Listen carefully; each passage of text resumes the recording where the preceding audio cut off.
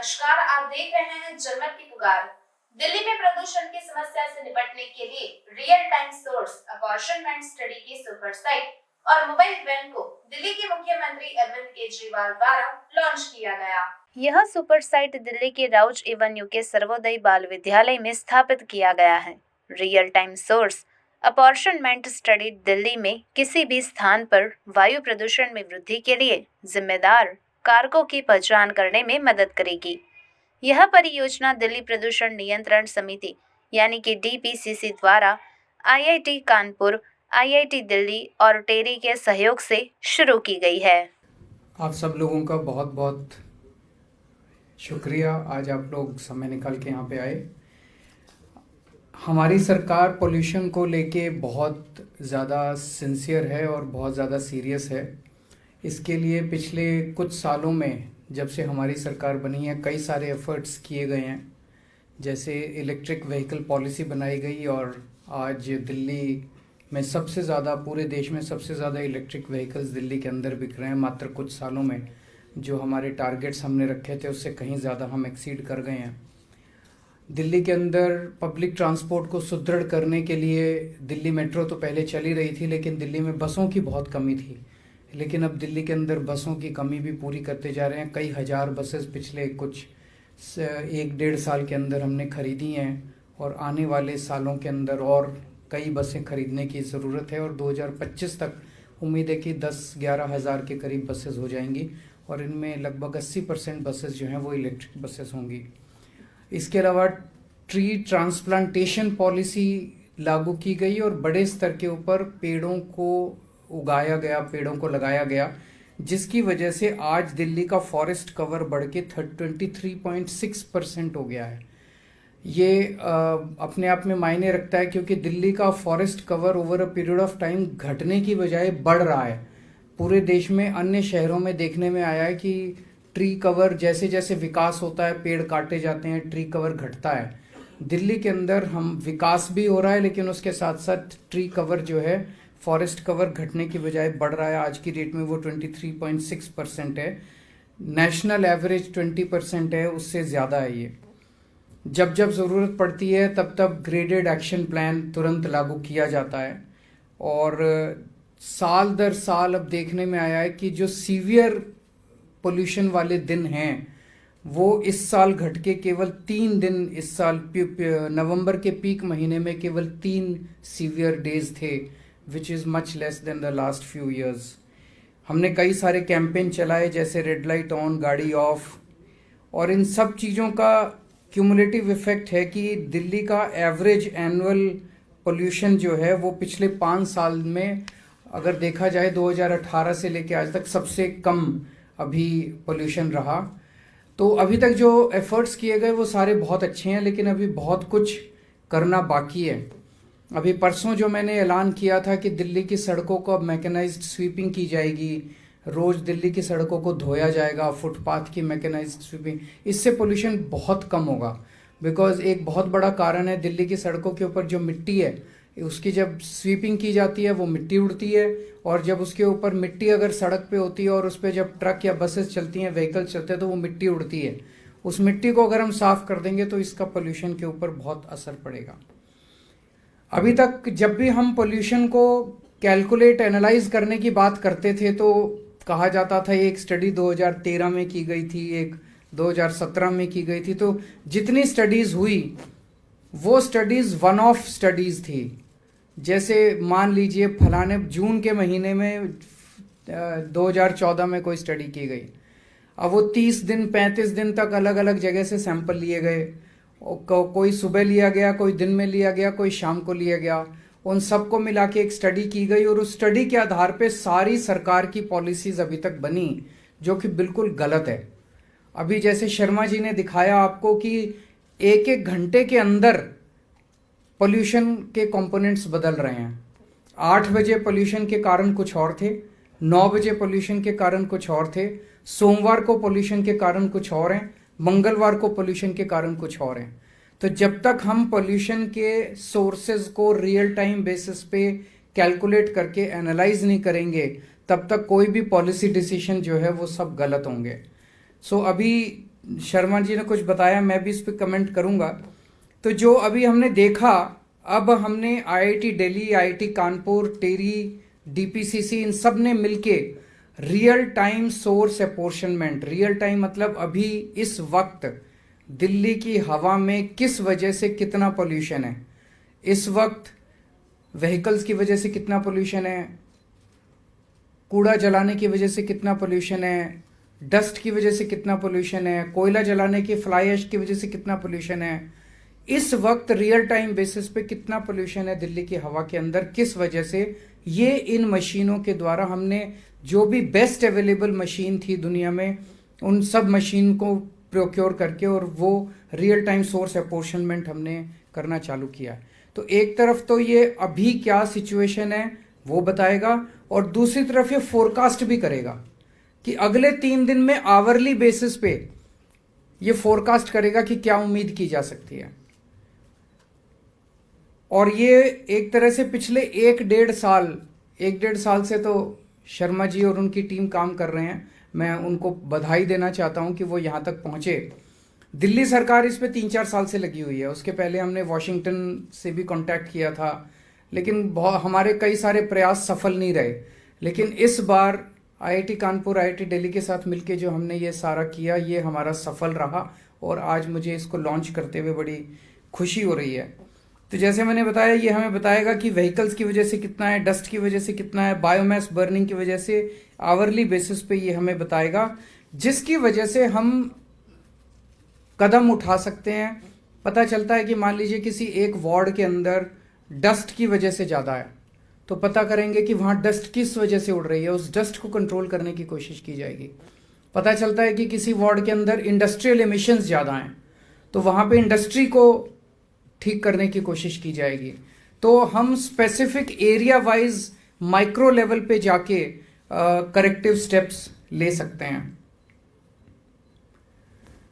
इसमें यह भी पता चलता है कि दिल्ली के अंदर का कितना है और दिल्ली के बाहर का पोल्यूशन कितना है। अभी हम देख रहे थे, जैसे वो वाला अगर एक स्लाइड निकाल दे,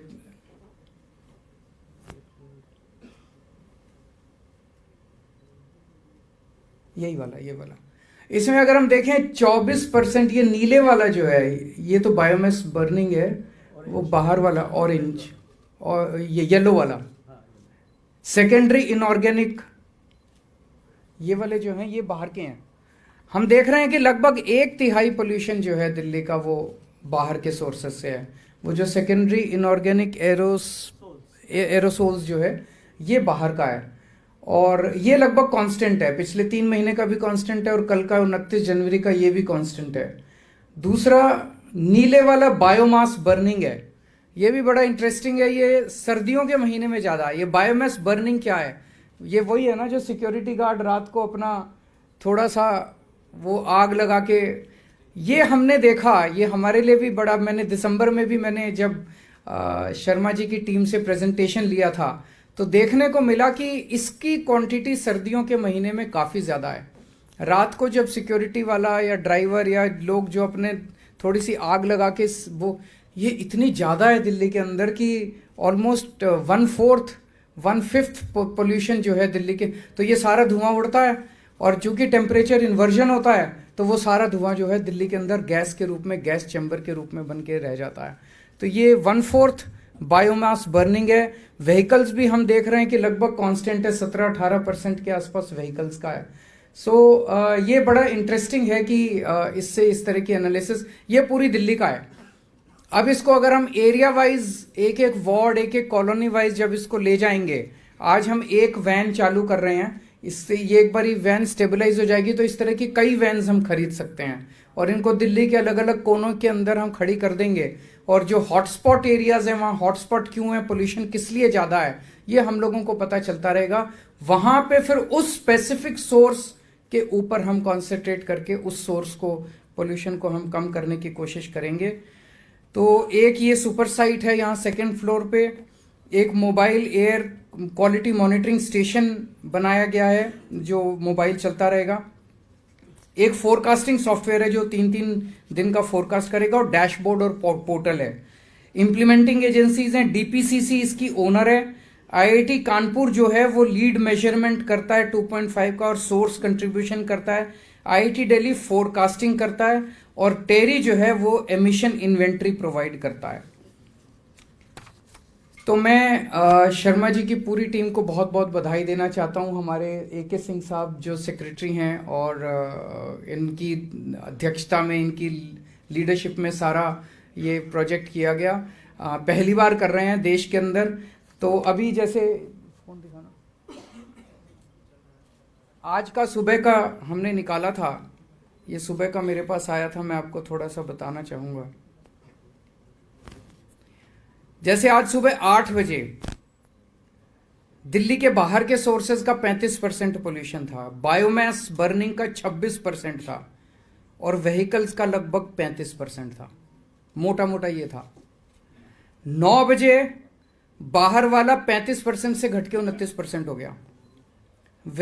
बायोमास बर्निंग उतना ही रहा और व्हीकल्स जो है वो 35% से घट के 26% हो गया और अदर सोर्सेज 11%। 10 बजे बाहर वाला उतना ही रहा, बायोमास बर्निंग जो है वो 0 हो गया। तो 10% तक जो लोग अपना छोटे छोटे लगा के बैठे हुए तो वो सब अपने शायद दफ्तर चले गए, वो सारी आग खत्म हो गई। तो जो बायोमास बर्निंग 26% था 8 बजे, वो 10 बजे तक 0% हो गया बायोमास बर्निंग। व्हीकल्स का उतना ही रहा जितना सुबह था। तो ये बड़ा इंटरेस्टिंग है कि जिस तरह से हम इसको आवरली बेसिस पे एनालाइज करके और हमें एग्जैक्ट पता चल जाता है कि कहाँ किस वजह से पोल्यूशन है। सो मैं समझता हूँ कि इससे हमें पोल्यूशन को कंट्रोल करने में काफ़ी मदद मिलेगी। अगर आपके कोई क्वेश्चंस हैं तो आप पूछ सकते हैं। सारी चीजों में बार-बार यही निकल के आ रहा है कि वेहिकुलर पोल्यूशन जो है वो सबसे बड़ी जड़ बना हुआ है। कम है, आप देखिए सब चीजों में जड़ बना हुआ, बार-बार वो आ जाता है, दिक्कत आ जाती है। इसलिए आप ऑड इवन भी लेके आए, पोल्यूशन में दिक्कत। नहीं, एक मिनट। आज 8 बजे 35% पोल्यूशन व्हीकल्स की वजह से था। 9 बजे 25% पोल्यूशन व्हीकल्स की वजह से था। 10 बजे 30% पोल्यूशन व्हीकल्स की वजह से था। व्हीकल्स का है लेकिन उतना सिग्निफिकेंट नहीं है जितना हम अपने दिमाग में सोचते हैं। तो जैसे 10 बजे का लूं तो 36% पोल्यूशन दिल्ली के बाहर का है, 30% पोल्यूशन बायोमास नहीं 30% पोल्यूशन व्हीकल्स का है, 22% अदर्स है। तो इसको अब जब और डिसएग्रीगेट करेंगे, एरिया वाइज जाएंगे, तो एरिया वाइज जाने से ये तो पूरी दिल्ली का हो गया। एरिया वाइज जाने से हो सकता है कुछ एरियाज हो जहां पे व्हीकल्स का ज्यादा हो, जैसे ट्रैफिक जैम है कहीं पे मान लीजिए, या बॉटलनेक्स हैं ट्रैफिक के, वहां हो सकता है व्हीकल्स का ज्यादा होगा, कहीं पे व्हीकल्स का कम होगा। तो एरिया वाइज माइक्रो डिसएग्रीगेट करके माइक्रो लेवल पे फिर हम जब स्टेप्स उठाने चालू करेंगे तो एक सटीक तरीके से पोल्यूशन के ऊपर हम वार कर पाएंगे।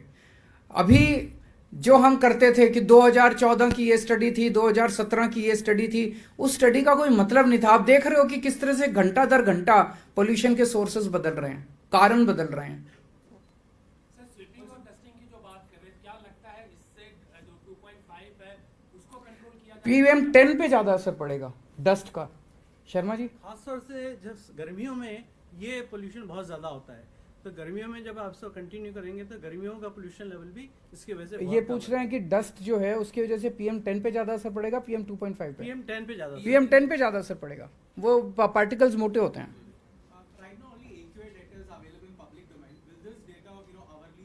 ये अब आपको वेबसाइट पे है।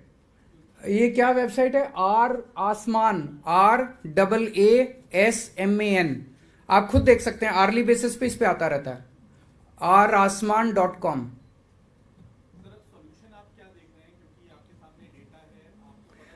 जैसा मैंने बताया अभी, इट इज टू अर्ली। जैसे मान लीजिए किसी वार्ड के अंदर पता चला कि इंडस्ट्रियल इमिशन ज्यादा आ रहा है, तो वहां पे देखना पड़ेगा कि आसपास जो इंडस्ट्रियल एरिया है वो इसका मतलब कारण है।